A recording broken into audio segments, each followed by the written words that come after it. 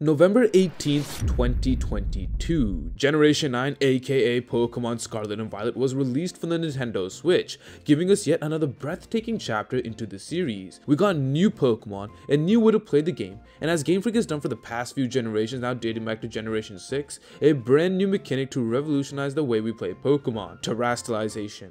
This was rather a unique mechanic, as it seemed like they took the best of both worlds when it came to Megas and Z moves. They made the moves of your Tera type more powerful, while giving access to every Pokemon to a unique buff that was strong, but not game-breaking strong like Dynamax was for singles. And hey, before we really deep dive in, if at any point you guys enjoyed the video, be sure to leave a like and subscribe for more competitive content just like this. We are on the road to 20k and I'm really trying to produce more high quality videos just like this. So if you enjoy, consider joining along and I'll know to create more similar videos just like this. Other than that though, thank you and let's get started. Well then, this seemed great and made old Pokemon relevant while making new Pokemon amazing, or shall I say controversial.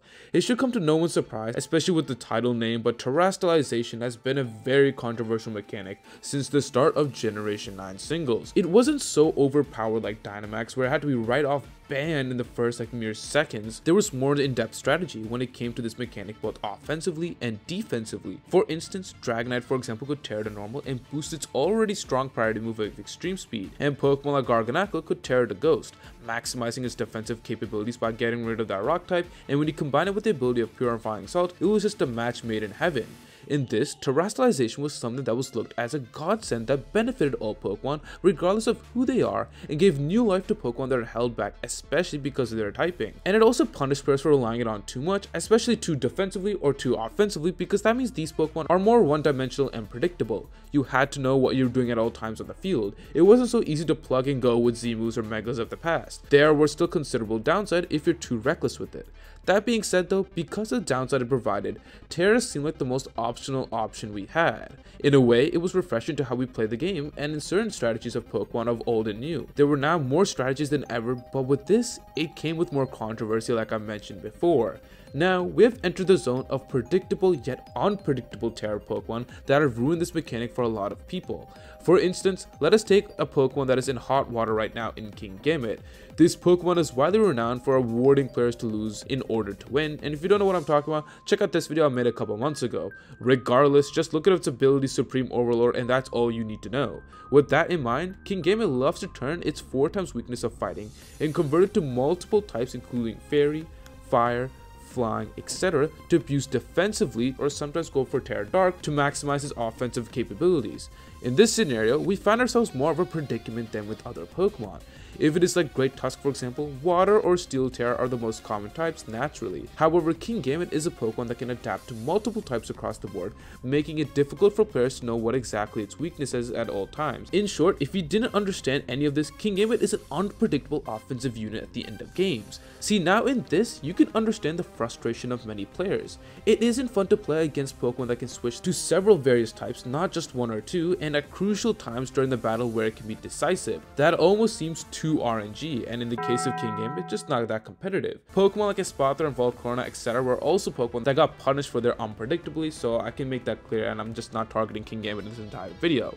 And you might be wondering why Kingambit isn't banned, but that's a whole another video for another day and not to get into right now. Regardless, this isn't fun for everyone, including me, who doesn't like to face unpredictable competition. Pokemon, while it is a game of RNG, too much RNG makes the game feel like it's straight down to luck, which is what happens when you have Kingambit with its Tera at the end of games. Pokemon's official competitive format of VGC has seen through this problem and actually has adapted formats with open team sheets, eliminating the part of unpredictable RNG gameplay as much as they could. Players now could recognize and strategize around the sole Tera type that every single of those 6 Pokemon will have. While it is a bummer on one hand, your opponent knows what Pokemon and their types obviously you're switching into, and for the obvious strategy of it, it still does increase the strategy of every game, because while you do know everything, you still have to go out there and execute to perfection. Thus, you don't see for those on those in-game ladder gimmicky strategies dominating the scene, because players can see through that very easily through the open team sheet. This really awards skill and makes players that know the game feel really rewarded. Even if you enter the tournament with your gimmicky set with the open team sheet for instance, in 99% of the time, everyone will know who you are after round 1, so even keeping that a secret is stupid. If anything, Pokemon is helping you by forcing you you to be strategic with your teams more so than ever, and also saving the time gathering info on people's teams that you would have done or other people would have done on you regardless. It keeps the championship integrity and doesn't feel super luck based, and it still feels like there's a heavy strategy to which you still have to go around and execute, which I mean most of the competitive player base prefers when they are battling in general in singles or doubles. It is more satisfying to win a battle with limited RNG in play, and really feels like you are rewarded at the end of the day. No one on the singles ladder can say the same about facing a Pokemon on the ladder to which the RNG of their type is on the line and quite literally determines the game, which again, Kingambit is the perfect example for this. Now my point isn't to bash on singles or compare them to VGC, rather I want Smogon singles to take inspiration from what the official company has done.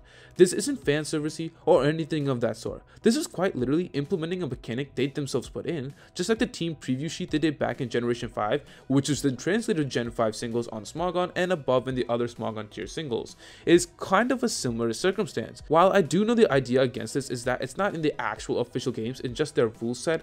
I mean, we play Pokemon based on the rules they give us during battle. I see no harm in going a step further and implementing ideas that they as well have in the official competitive format, and you can really see how well that's done for them for the most part, that is doing for them in that scene. I love competitive singles, and I really love the Terastallization mechanic. In my personal opinion, I love this even more than Megas, Z-moves, and Dynamax. It really gives every Pokemon a chance to shine. It is such a breath of fresh air to always have ways to use various Pokemon and any Pokemon in any strategy with the generation mechanic. It really feels like the possibilities are endless.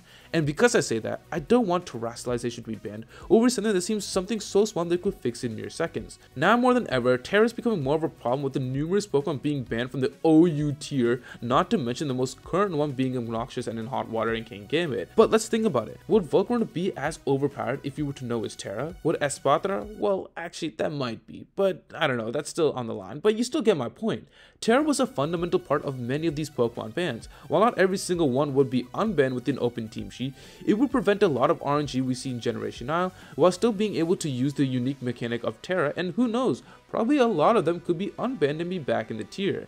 It might not be perfect or might not work, but as the competitive singles community, we should not rush to any sort of conclusion that this might not work. We have to give it a shot. If VGC can do it, then so should we, and we should follow in their footsteps. Anyways though, that's my 2 cents on Terastallization in Generation 9 singles at this moment. Let me know in the comments below what you guys think of this, and thank you to my members for their continued support. If you wish to support me even further, the link to my YouTube membership or Patreon is down below. And be sure to join the Chompy Discord, link is also down below if you haven't already. If you've made it this far, comment down below the sword emoji, and I'll see you in the next video.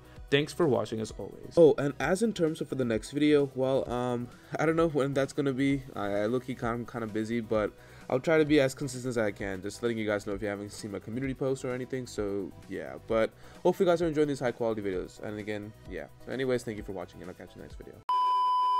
Even have Kingambit stay in the tier now? Or Kingambit actually have more reasons to stay in the tier right now, right? Volcarona would definitely be unbanned. Man, what are some other Urshifu?